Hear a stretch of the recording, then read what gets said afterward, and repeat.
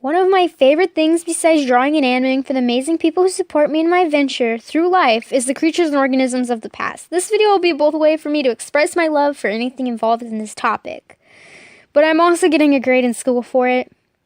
Today I'll be going over one of the most unsolved extinctions out there, the Ordovician mass extinction. The Ordovician period was a time before the dinosaurs, and a lot of life was still developing.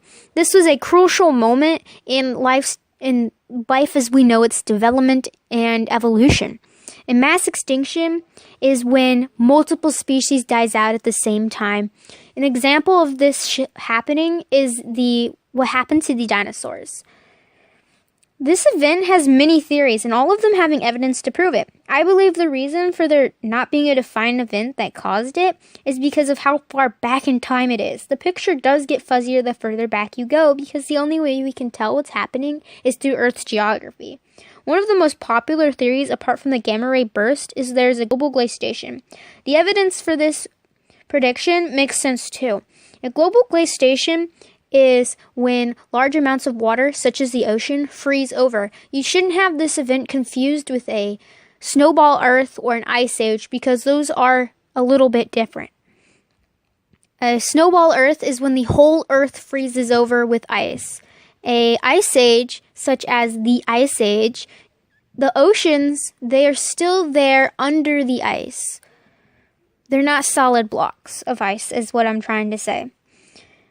There was a 70% drop in all living things at the moment in time that this event takes place.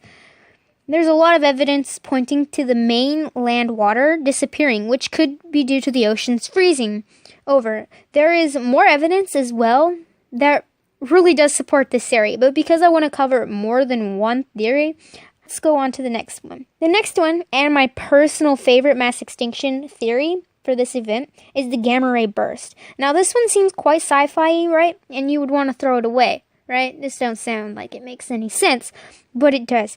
And the gamma ray burst is what happens when a star explodes or implodes on itself, and the radiation doesn't go outwards, it goes straight up and down, which can be directed toward a planet, example, Earth, which might be what caused this mass extinction.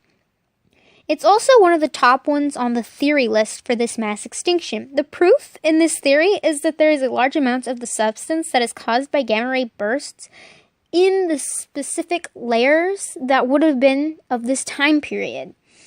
There are some other less known ideas for what happened, and they all have evidence as well. One unique one I found was metal poisoning, and there was another one with volcanoes that caused a poisonous gas which killed off all the animals. Both of them are really unique, and I find those ones interesting too, and you wouldn't normally find those ones out when people discuss this topic. Most of them just say it was a mass extinction, whatever.